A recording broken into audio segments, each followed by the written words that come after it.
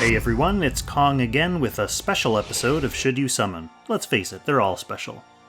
This is a limited banner with one dude, so let's take a look at how this actually works. This banner is going to run from June 23rd to July 6th. Kind of like a normal raid-up banner, you have a 40% chance to get Wehttam. But unlike a normal raid-up banner, there's not another featured character, so the other 60% is all for off banners. To make this situation a little more palatable, anytime you do pop one of those 60% off banners, you get some Wehttam shards as a consolation prize. If your off banner is someone you have at 6 star already, you get 15 consolation shards, and if not, you get 10 consolation shards. So it's perfectly possible to get Wehttam entirely from summoning other off banner units. Anyway, let's go ahead and talk about the units. Wehttam is a flexible, well-rounded threat. The kind of scary character who brings a lot to the table, and then you get to decide how to use him in whatever situation. His talent straight up increases his attack, defense, and damage dealt in combat. Debuffs on him wear off in 2 ticks per turn instead of 1. Every time an enemy dies, whether it was Wehttam who killed them or not, up to 3 random enemies anywhere on the map get a debuff that disables their passives and makes them unable to be guarded against his attacks. His 3-cost skill deals AoE damage within 3 spaces of your selected target square, boosts his attack by 20%, gives him immunity to debuffs for 2 turns, summons an evil sword on the selected square, and lets him move another 3 spaces and attack. The sword's not just an aura or a totem on the map either, but an actual unit that can be killed. But you don't move it around, it just emanates evil bonuses. For every enemy near the sword, Wehttam gets damage reduction. All Dark Reincarnation allies anywhere on the map get plus 5% to all stats.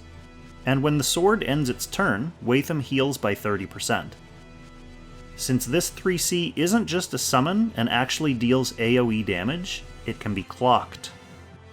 And that was just his talent and his 3C, he still has other skills. One of his unique skills is a small AoE that inflicts heal block and cannot guard, and then lets him move 3 more spaces. Another is a 1.8 times damage single target attack that strips 5 buffs like Sword Soul, but also inflicts undispellable Curse of Wounding. Finally, he has a 1-cost skill that lets him teleport to any injured enemy. If the spot he teleports to has a summoned sword buddy nearby, or if there's an enemy with his passive disabling talent debuff nearby, he can act again. This lets him close ground really quickly and then hit surprising targets. He's a member of Protagonists buffed by Matthew and Emperor Lovina, Dark Reincarnation buffed by Bozel and Licorice, and Mythical Realm buffed by Gizaroth and Sage of the Trees. For bonds, he doesn't unlock anyone else's bonds, and hopefully it stays that way, and he needs Bozel for his own defensive bond and Zerida for his attack bond. For content, in PvE, he's a decent option in the Ultimuller slot versus Fenrir in Ancient Beckoning. In general, he flies, he can teleport around, he has great stats and versatile skills. He should be a good jobber in challenges and routine content. PvP is where he really shines. He's self-sufficient, meaning you can drop him into pretty much any box. The versatility of his kit also means you can pick him in almost any pick and ban line, and then adjust your loadout accordingly. He's not going to end up being a dead pick like some other hard-countered characters would be, although he obviously doesn't like facing Rosenseal if given the choice. For availability, this is a limited banner. That means it's very similar to a collab or crossover banner. Wehttam is still not going into the normal summoning pool after this banner ends, so you won't be able to randomly get him as an off-banner pull, and he won't be coming back on any Destiny or Raid-up banners. The last time we had this banner was about 6 months ago, so it seems like it's going to be on a twice-a-year rotation. Alright, as for quick notes for noobs, if you care about PvP at all, summon him.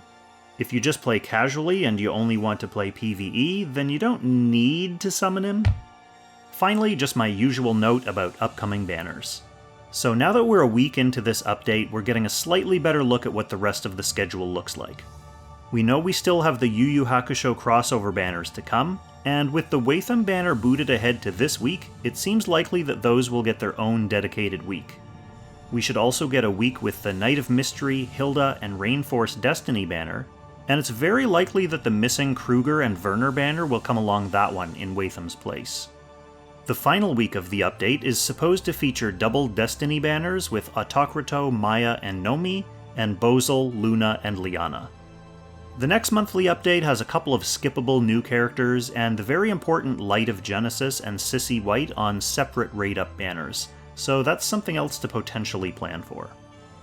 Alright, that's it for this episode, so let us know on the Discord or in the comments below whether you're planning on adding Wehttam to your collection, or whether you don't need to worry about him. It's an easy skip for me, which gives me another week to keep saving up for those stressful crossover summons.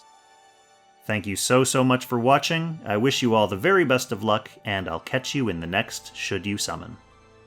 Extra special thanks of course to our Langrisser tier channel members for generously supporting the channel directly. Shout out to Levitt, Derek Gunderson, Kate Soon, Jared Portela, Jerome Meyer, Shara Ilaimirius, and Harambe. If you'd like to add your name to this illustrious list, or you'd just like to contribute to the channel a little bit, click the join button for some information about my various membership tiers.